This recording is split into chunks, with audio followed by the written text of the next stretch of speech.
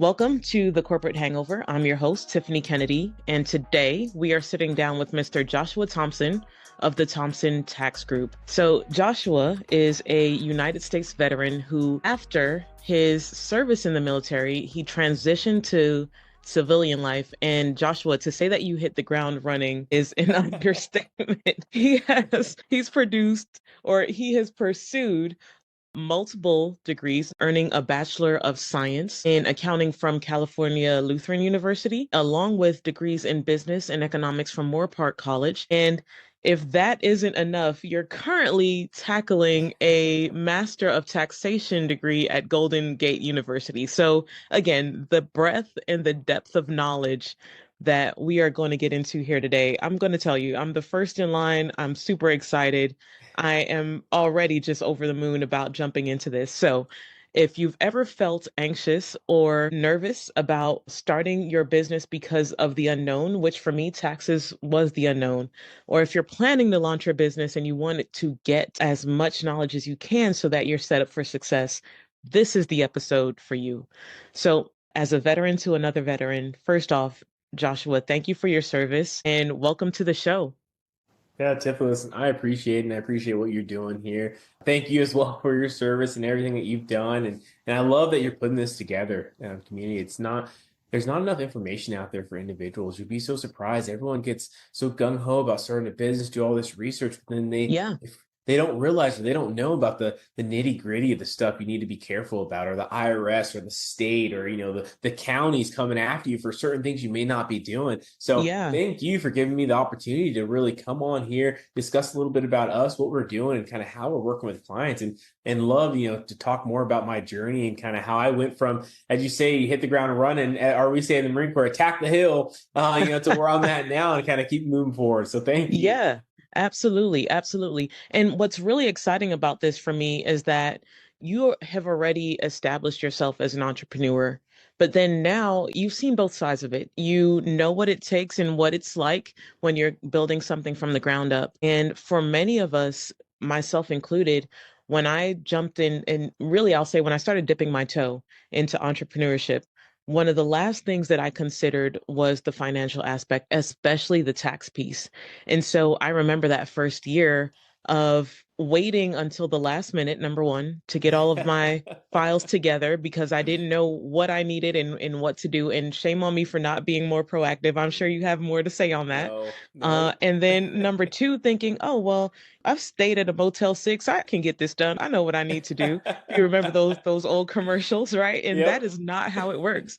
If you don't plan, you are going to fail. You are going to fail. Yes. And so as we go on more into the show, I'd love to hear more about that. But from your own mouth, I'd love to hear about your background, maybe some of your experiences in the Marines, and we can go from there.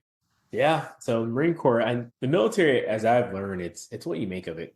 Like there's Yeah. some people that will join and they do not like it. They have the worst time ever. And there's some people that end up doing 20, 25, 30 plus years. And yeah, I've learned like I said, it is what you make it. As soon as I got out of high school, I went to the Marine Corps. It was one of those things where I thought I knew what I wanted to do with my life, but then, I wanted that challenge, so the Yeah. recruiter came, everything just lined up perfectly for me. The recruiter came, this was the end of my junior year. So I was in between junior to senior year. I Hmm. meet up, and then like 2 or 3 weeks later, I sign, I'm underage at the time. So my mom has to sign, my mom's crying, bawling, no, my Did we baby, live my the same baby. life? What is this?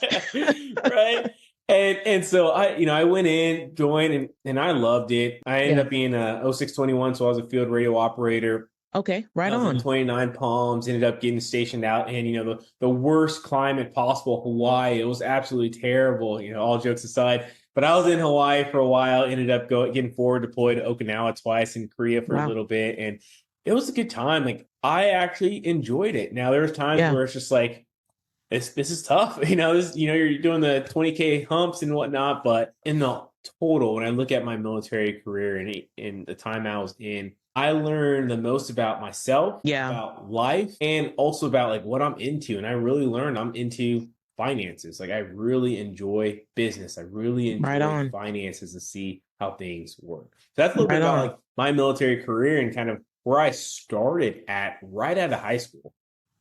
I'll be the first to agree with you. I think it's not for everyone. right? But for many, and myself included, and it sounds like yourself included, it's just one of the best decisions I ever made. And for me, I was the child of immigrant parents. And so coming out of the Bronx, I was just kind of like, I do not want to be in the Bronx for the rest of my life. I want to Yes. see what the world has to offer. Like you said, I want to learn about myself and what I'm capable of. And just that first step, I now see I kind of went behind my mom's back and spoke to a recruiter and then Yeah. maybe waited a week before I was going to basic to say, hey, I'm leaving. I'm heading out there. I got to go and Mhm. make something out of myself. But to your point, it was just one of the best decisions ever made. And so I love when I hear that because I know that was my experience. And to hear someone else also have that same experience, and then I can imagine just the skills and the discipline and the structure that you got there that then got you to this point. It's just a win. It's just a win. It is, Yeah. and it sets you aside. I remember my first job out of the military. I actually went and I was working at Petco because this is back when I wanted to be a veterinarian. So I was starting to Oh, like right on. climb up, right? And so I was working at Petco and I was becoming a dog trainer. It's like one of my first few days there. And it's like, all right, you need to sweep the floor. I'm like, all right, let's sweep the floor. I start Hmm. picking up all the heavy litter boxes and moving Hmm. it, and so I could get underneath around it, doing all the sweeping that you're supposed to be doing. It's field day. And the manager comes up to me and is like, I've never had anyone do that before. And in I my mind, it's bet. like, I'm just working. This is what you're I supposed bet. to do. So I you bet. definitely, your mentality gets a little bit higher as far as where you set that bar and how you handle things. Yes. And that's carried me from that job to another job to another bit, job to the business I'm in now.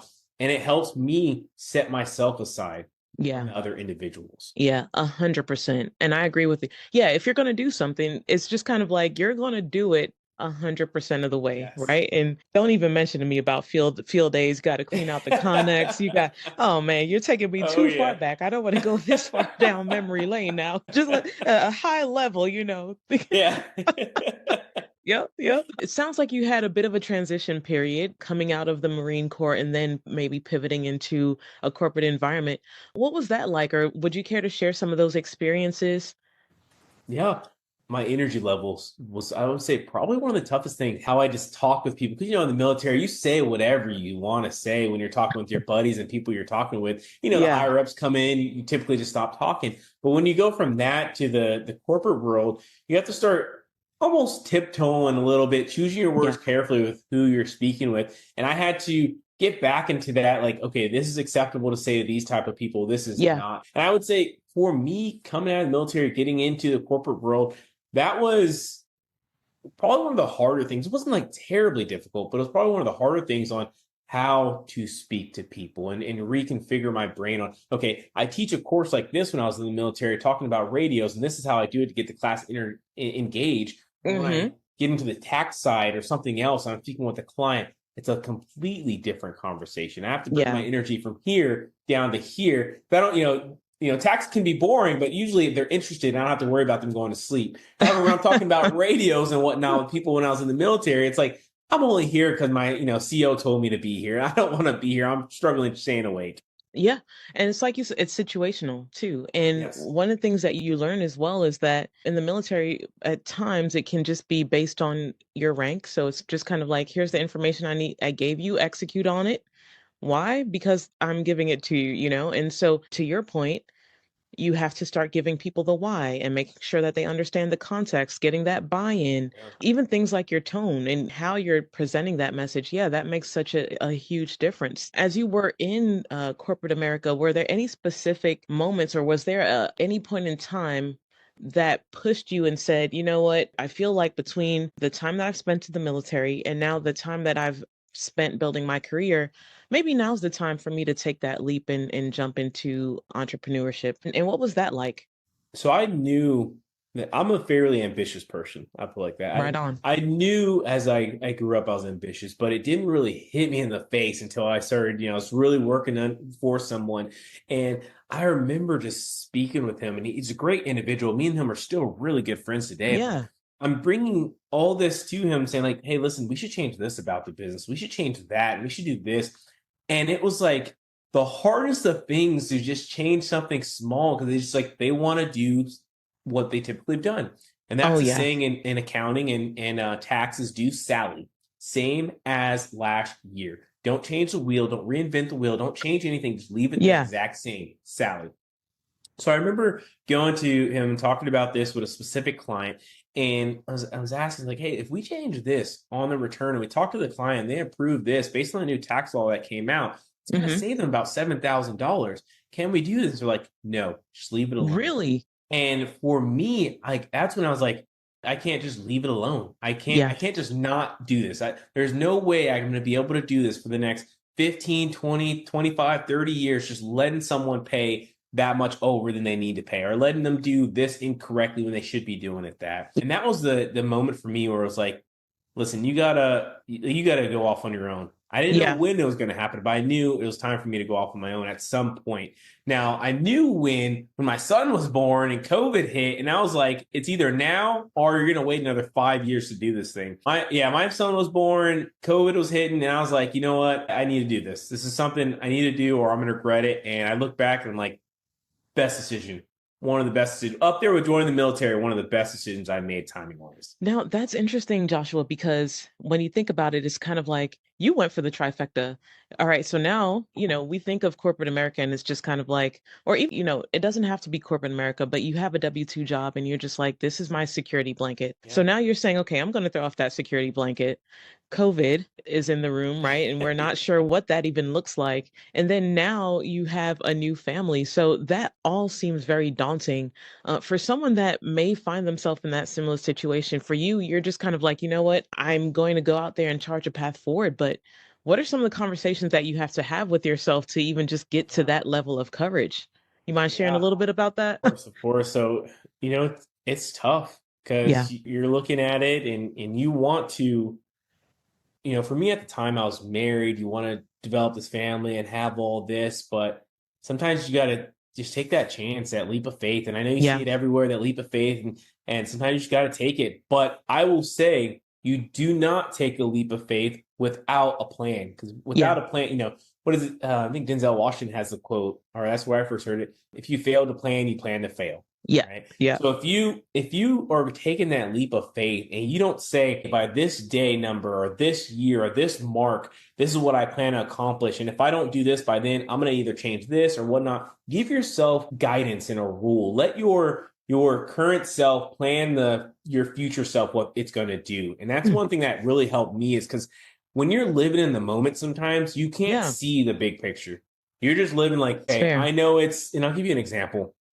7 o'clock at night, time to turn on some, say, Breaking Bad. I'm going to relax, put on some Empire, Power, whatever it may be. And I'm just going to sit back and enjoy my time tonight. And because I'm thinking about right now in the moment. Mm. Instead, what I started doing is I literally have an agenda book right here and on my calendar where I'll write down, okay, at this time, this is what I need to accomplish. And I let my past self dictate what my future self's going to be doing. So that way I don't even have the Yeah. moment to say, it's time to relax and watch some TV. Because for me, I learned I don't need to relax as much as people need to relax. I don't need the 9 hours of sleep. I need to get this done so I can feel comfortable, so I can make my 6 or 7 hours of sleep that much better, because I'm not stressed out about I everything that's like going that. on. So that's really helped me as far as progressing and moving forward and getting over that hump, is I let my past self dictate what my future self's going to do. And as I move, time went on, I just Hmm. made my future self have more work and made it harder on it, because if I didn't, then I just want to keep moving that goalpost, so I keep Yeah. working that much harder. Yeah. So it sounds like you're just very intentional about how you're spending your time. And it's so interesting. And it tracks though, right? When you think about the fact that your expertise, your business, it's all about having to plan, having to be efficient with Yes. maybe not necessarily time, but my dollars, right? So that I can save the most. And so it really makes sense. And then I have a follow-up question. Of course. So what are some of the challenges, especially as now you're building the Thompson Tax Group? What are some of the early challenges you faced and how did you overcome those? Yeah, so let's talk about the elephant in the room, revenue, right? Money, Yeah. money first. So that was probably the hardest thing for me, because naturally I'm an introvert. I'm not a big fan of always talking to people and having the conversation. And it's so funny. I'll have a lot of calls in the day, and in the day I'm just drained. My wife's like, "You must have had a lot of calls today. You're wiped out." But it's just being that. introvert made it hard for me to transition to learn how to be the extrovert. In the business, as far as going out and getting revenue, you need to be the extrovert. You need to go talk to people because you may talk to 100 people and say 25, 30, 40 of them become clients. You still need to put in the energy as you do with the first one, as you do with the Fair. 100th one. So for me, the way I overcame revenue is I did multiple things when I first started in the business. I purchased leads where I would just find leads for people that are just looking for the cheapest service, really tax prep. And that was like the Yeah. first thing that put food on the table for my family.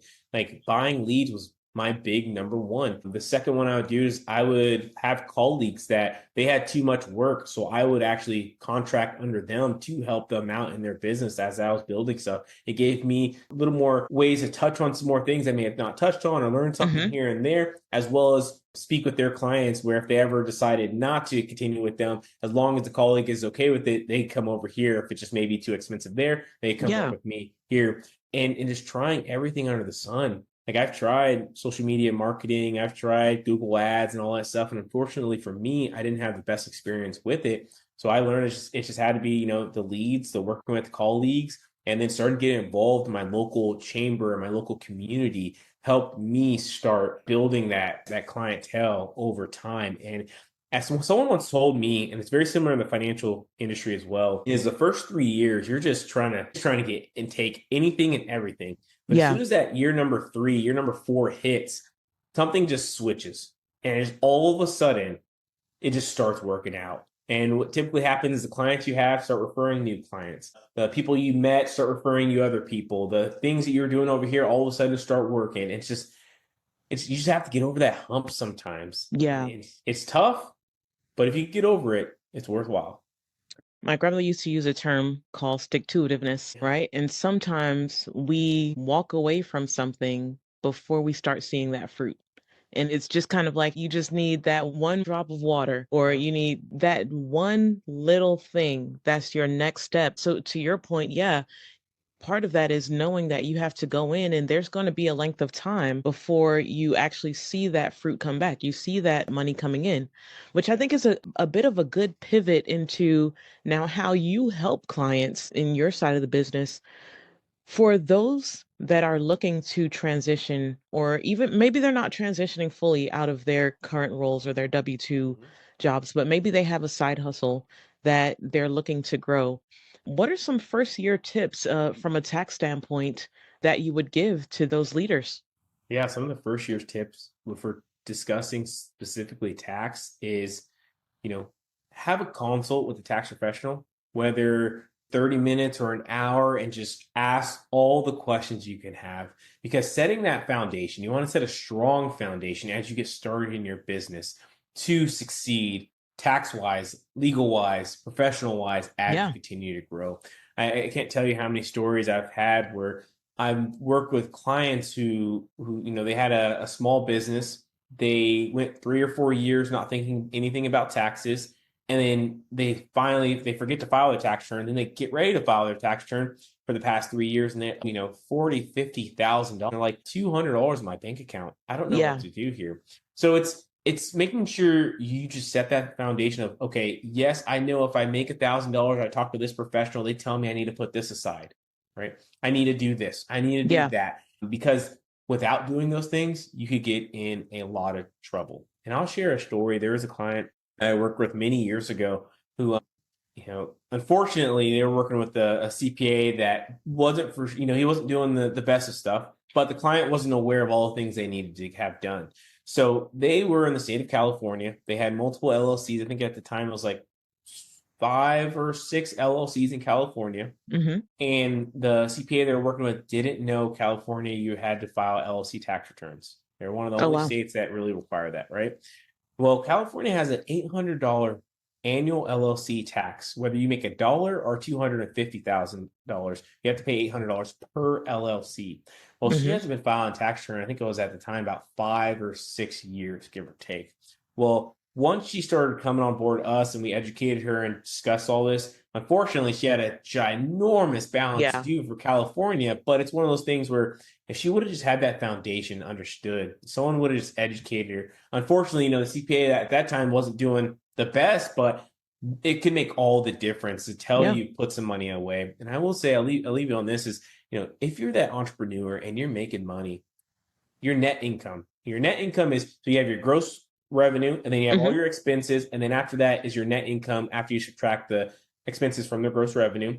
If you take that net income and then times it by, I'd say about 25%, depending on your tax bracket, just put that aside in an account for taxes. Just assume for worst case scenario, that's going to be where you're at. That's a good rule of thumb. Some accounts will say 30%, some will say 35. It all depends on your tax bracket. Yeah. Just put that away and do your financial statements monthly. Whether you're doing it or someone else is doing it, just do it monthly, because trust me, when you get behind, you will not thank yourself. It would be such a pain. So just do it monthly. You'll know where you're at. You know how much you need to put away, and just keep on moving forward with You just read my mind because that was going to be my next question. Full disclosure, I did not do that when I started transitioning that. away from W-2 life.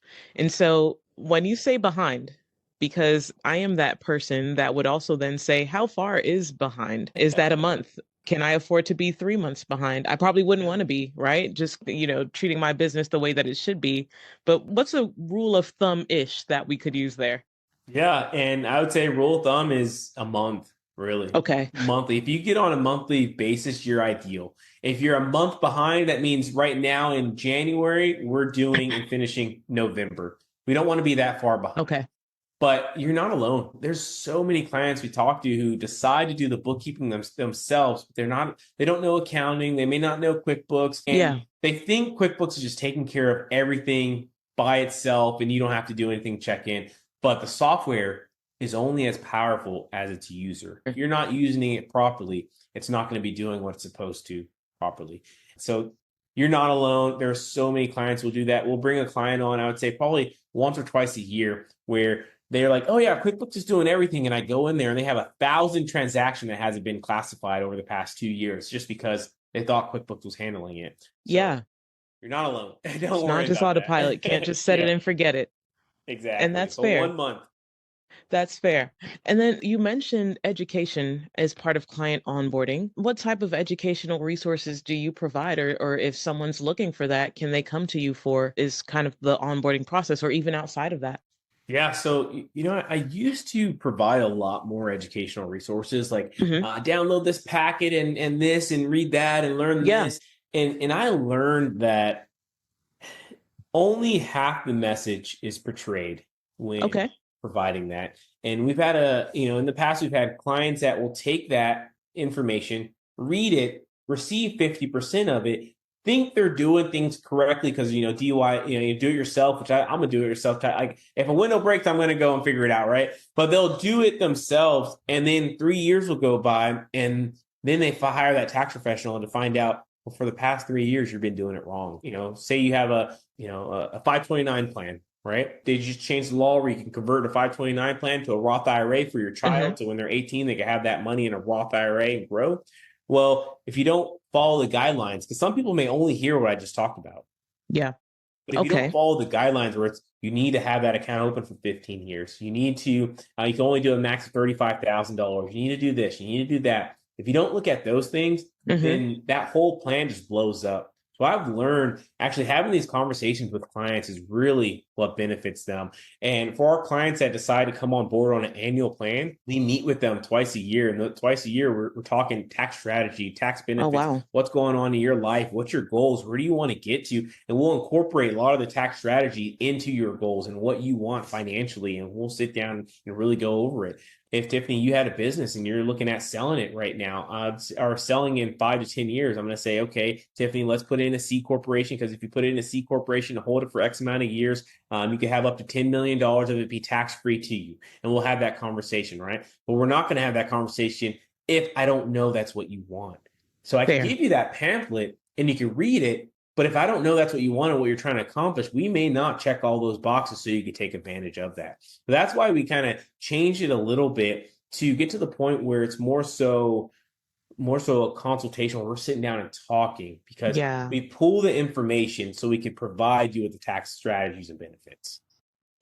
you are giving me such gems, and I'm immediately like, where do I go and sign up to become a client for Thompson's? And I mean this because I don't know that I have ever had this type of conversation with my tax professional. And so I will tell you, I had been one of those people that said, I'm a pretty smart cookie.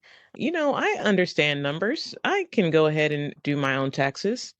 I cannot. And it's because I don't want to oversimplify, and I don't mean this in that way, but it's very different when now you have these other elements outside of just your W 2. And I'm sure there's times when I had just my W 2 job where I should have been meeting with a tax professional, right? Because I could imagine just in the few minutes that we've been talking, you have so much more of an understanding. It's like a technical expertise, right? That I would not have as a layperson. Where if I had these conversations with you, and now you understand what my goals are, now you understand what a better understanding of my financial picture. Now we're working together as a team. Right. And it's not just, hey, I just need to get this done because it's got to be done by this timeline, which is how I've always approached my taxes in the past. The government says I have to get it done by mid-April, and I got to do it, not thinking about, hey, how can I effectively plan? Is there some tax strategy that I should be aware of? And so with speaking with you, it's just kind of like the light bulb is really going off. This is more of a conversation with a trusted member of my team, as opposed to this is just something I've got to get done. Yeah. So I'm really excited about that. That you're 100% correct. And that's kind of the mentality we have, because when we have those calls, we also bring on, like, if you have a financial advisor, you're working with Tiffany, or Hmm. anyone listening to this has a financial advisor or an attorney, we invite them, come on these calls with us, because we're Yeah. not always just talking tax. Like I said, we're talking your goals, we're talking Yeah. finance stuff. And a lot of times when we pull information out of you, you may be telling me, Tiffany, like, hey, listen, I have 3 LLCs and I have a holding company for my real estate. Plus, I have a trust set up. And, I'm going to talk about from the tax standpoint, but I can't Yeah. talk from the legal standpoint. And that's perfect where you bring your attorney if you want them to be on the call to talk. Financial Yeah. advisors love joining on the calls as well, because they also provide value on far as, me and you are talking about end of the year stuff, stock loss harvesting, where it's like, okay, the financial advisor, we have this stock, we have that, we could sell this, we're going to have this much in losses, it may save you this much in taxes. And that's where, Yeah. we could kind of come into it together and, Yeah. work together on it. But I've learned that those calls have way more value than coming to someone and say, here's your PDF tax return, tax plan, as we say. Go Hmm. out there and try and do it. I charge you $20,000 for this piece of paper, and you Hmm. go figure it out from there. And there's a lot of firms that have done that. And I'm so much different. I've said, hey, you come on board, $3,000. We're going to sit down twice a year. We're also going to do your tax return, and we're going to Yeah. meet again in the middle of the year for a tax projection. It just, the value we've been able to provide to clients is Yeah. astronomical. At that point, it's more of an investment. You are investing Exactly. in part of your financial picture, right? You're not Yeah, just checking the box. And so I exactly. love that. I love hearing that. And so to anyone that's listening, it sounds like these are some of the things that when you're looking for a tax professional, you should start thinking about these things like how are they approaching this conversation with me? And again, light bulb just going off for me. What do we do? Or how do we facilitate these conversations? It would have never occurred to me to say, you know what, all right, I'm going to have my tax professional and my financial advisor on the call. So again, just dropping some amazing gems that the more that you understand how you can build the plan is the more successful that you're going to be, and who needs to be a part of that plan to help you get on your journeys. So what are some of the common misconceptions that you do see, or that you have to dispel from first time entrepreneurs, or even those that might have been at it for a while? Yeah, definitely. So I would be, first and foremost, I'll be very careful about TikTok. There's some information there that just isn't always accurate, or they'll give a small portion of the information, but not the big pic, or they'll give the big picture, but not the nitty gritty that really matters for you. And just got Yeah. to be careful where you get that information from. Make sure the person are they licensed? Do they have a designation? Do they own a firm? How long have they been doing this? And ask yourself those questions before you take the advice, because I've seen some stuff from TikTok. It's just red flag for business owners. So I'll be, 100%. other things for business owners, things that as far as tax wise to dispel is, an S corporation, this is one thing you'll always hear. An S corporation isn't always best for you. Mm. It's not always the best thing out there. Can it save you on taxes? Yes, but it's Yeah. not always the case. And it just depends on your situation. right? Some people, yeah, I say go S corporation, but I typically will not even recommend an S corporation to a business owner until their net income, once again, after all your expenses, what's left over, is at least $70,000. When I start saying, okay, yes, an S corporation. The reason I say that is because with an S corporation, there's, and I don't want to get too much into that, but there's more No, you're expenses that perfect. arise when you're an S corporation that when you're not an S corporation. So you want it to balance out Got with it. tax savings. And I see it usually around $70,000 net income. It could balance out. But I think that's an S corporation is not always the route to go. Now, you set up your LLC. Your LLC is a state entity level. The IRS does not really care what an LLC is. It basically says, tell me how you want to be taxed. Yeah. This is something that happens a lot where I'll pick up a new client and I'm like, okay, what entity do you have? What is your business in? They're like, it's in an LLC. I was like, okay, great. How's it taxed? And they're like, it's just an LLC. And I'm like, it's one of those technical questions that I know it needs more, but a lot of times entrepreneurs don't know there's more to that. When you're an LLC, that's more so at the state level because you set it up at the state. But the IRS really says, okay, cool, you're an LLC. Yeah. How do you want to be taxed? Do you want to be taxed as a, kind of a single member or disregarded entity where it goes on your personal tax return, Schedule C? Do you have multiple members that, you and a wife or you and a spouse or you and a friend are together? If you have multiple members, you could be considered a partnership. Do you want that LLC to be considered a S corporation or a C corporation? This is why a lot of people love LLCs because it has the flexibility to pick between which one you want to be. There's rules on how often you can switch and the 5-year thing and whatnot. We're not going to, we won't get too much into that during this call, but I would say be mindful and careful of the LLC and where you find your information and where you Yeah. make it. If you started a business, it may be worth just going, finding that tax professional, pay them $300 to $600 or even $1,000, depending on who they are, an hour to really just give you what you need because it can It sounds save like you it. thousands over the course of even the first year, second year, or the lifetime of the business. It sounds like it's just worth the investment, right? Like you're getting ready to make one of the biggest leaps in your life. Take that time, make that investment, get informed or educated. And I think that just enough said, right? Just 4 things that you need to do. So I want to pivot a little bit really quickly because I'm also fascinated by this as well. So we touched a little bit on mindset and some of the things that you do to be very intentional. You're also still pursuing a master's degree. You have family life. You're a business owner. How do you prioritize your personal growth and professional development as an entrepreneur? What does that look like for you? Yeah, so it's tough. And I'm not so this is maybe very controversial, but I'm not a big fan of kids. So, I have 2 children, right? And I love enjoying them, love hanging out with them, enjoy the time on the weekend, all this great stuff. And, we have a good time. But for me, Yeah. like I get burnt out fairly quick if it's just like 5 hours straight. Like I need a break. I need to go get some work Yeah. done. And if I'm not getting work done, for me, I'll get anxiety that I'm not accomplishing anything and moving forward in my life. Yeah. So at the end of the day, I would say like work-life balance is I work a lot. Like Hmm. I'm constantly working. My goal at the end of every day, though, is to be done roughly by around 4:30, 5 o'clock, spend some time with the family. And once everyone goes to sleep, maybe say 8:30, 9 o'clock, I go back and get a little bit more work done during tax season. After tax season, usually take the time off. Seems fair. But it's just, the work-life balance for me, it's all right now in my life, it's actually more work than it is family. I know a lot of people are not big fans of that, makes them think I'm sad, but that's kind of where I'm at right now because that's what my mind, my family needs right now. And then as time goes on, which we're getting closer to, it will probably adjust more so back to, okay, now we're doing more family oriented stuff. Now we're doing more of this, more of that. So it's definitely a balancing act. I will say you don't have to be like everyone else to try and make it 50-50 or make it, everyone else make it seem like their threshold is.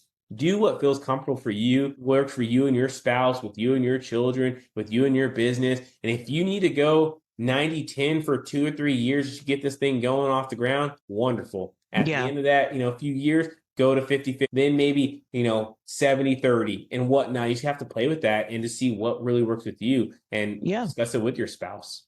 It's a learning journey for so many of us. And there's nothing controversial about any response because we're all different and we have different Yes. triggers. We have different inputs, outputs needed based on situation. So I love hearing that. And that says to me that you're very honest and understand who you are, right? Yeah. And what you need. And so then you're able to communicate that in a way that works for you and for those that are in your life. Yeah. So I love that.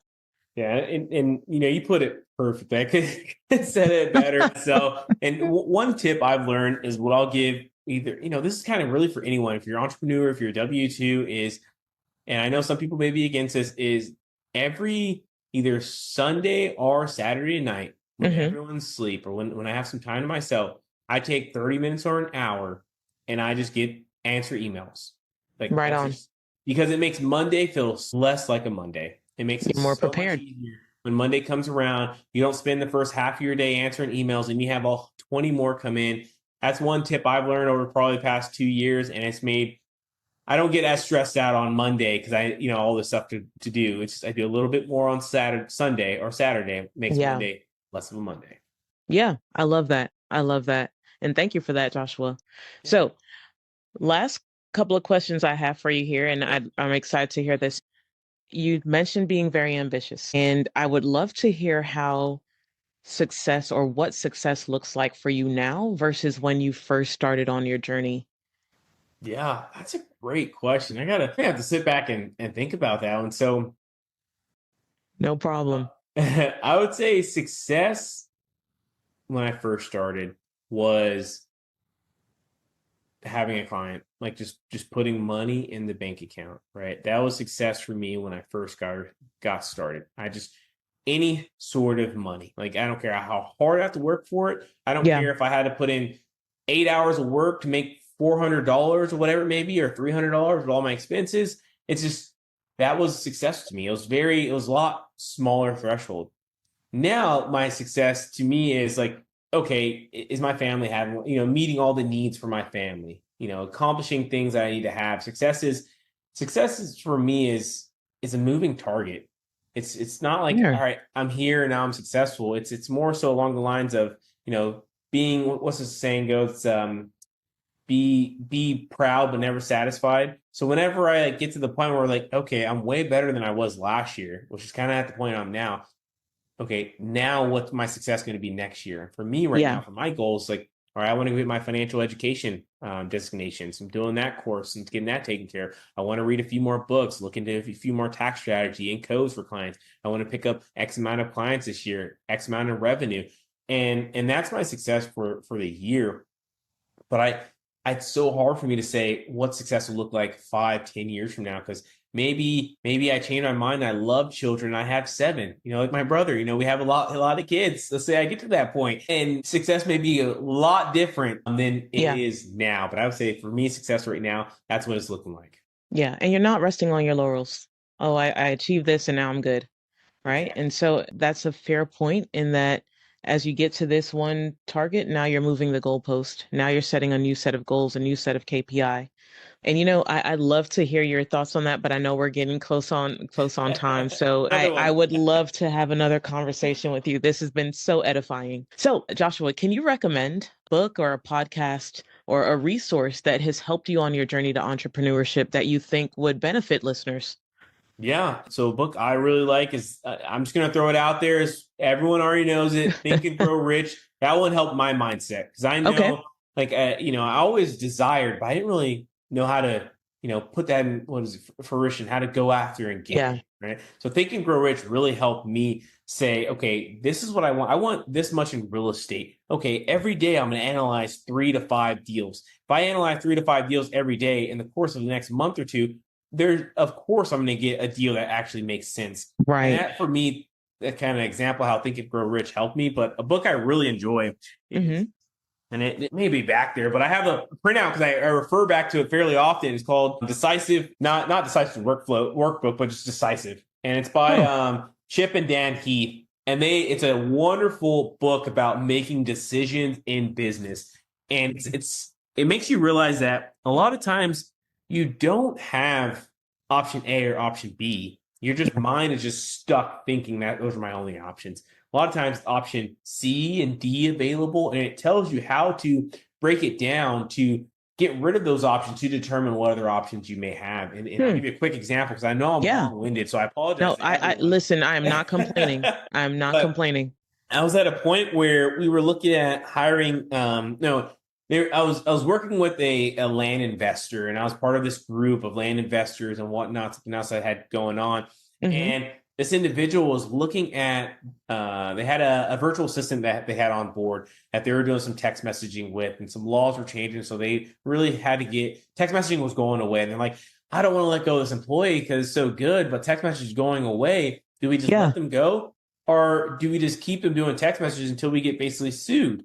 And I had the conversation with the gentleman. I was like, well, why don't you try and repurpose them? Like, you don't have to let them go. They don't necessarily have to do text messaging anymore.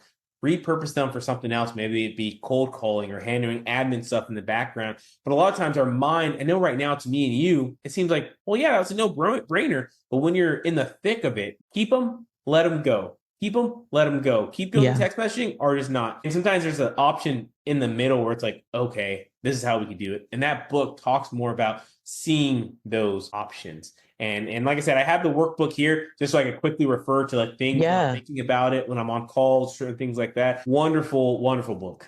I'm going to check that out for myself. So thank you for that recommendation. Of course. I love that. Well, Mr. Thompson, Joshua, what a great conversation. I truly mean that. And I cannot wait to speak with you again. I think that there's just going to be so much that I have to learn. And like I said, just you dropped so many gems in the course of this conversation. And we've only been at it for an hour. And so I know that there's so much more that you have to share. And so if you're listening to this podcast, I encourage you to go over to Thompson Tax Group. That's thompsontaxgroup.com and connect. You can find Joshua on YouTube, on Instagram, on Facebook. Did you want to speak on that a bit? Yeah, sure. I'm more than happy. But first, I want to say, Tiffany, thank you again for having me on board and even doing this for everyone that's listening. There's going to be so many individuals that you just change their life, their situation. Well, thank you. At the end of the day, whether it be tax related stuff, mindset related things in the future, or just having someone there that talks with you, whether it be weekly, monthly, giving you information as you grow your business. So thank you for doing this and having me on. It's a pleasure. Yeah, if anyone wants to look more into us, thompsontaxgroup.com, read about me, on what we have going on. Feel free to look at us on YouTube. We're getting a little bit more active. We're going to be posting more stuff on YouTube and doing some shorts on Instagram and Facebook. But if you have any questions, my big thing is I'm big on communication. Yeah. So if you reach out to me, you email me, you reach out, I'm going to get back to you fairly quickly. I cannot stand the colleagues that I work with, or other financial professionals or attorneys that I'll email and a week or two goes by and they finally email me back. And I'm like, at that point, I don't even remember what I asked you. Yeah. So for me, it's big on communication. If you need something, let me know. I may not be able to answer tax specific questions, but we can kind of figure out where we can go from here and how we can help out, or if I can point you in the right direction. Absolutely. Absolutely. And I will link all of your contact information, social media, as well as the website in the show notes so that anyone who's listening, you have access to Joshua and you can get the help that you need. So again, Joshua, thank you for your time today. It has been such a pleasure. And to everyone that's listening, Happy New Year. And I'm wishing you success as you step out. Likewise. Thank you. Of course.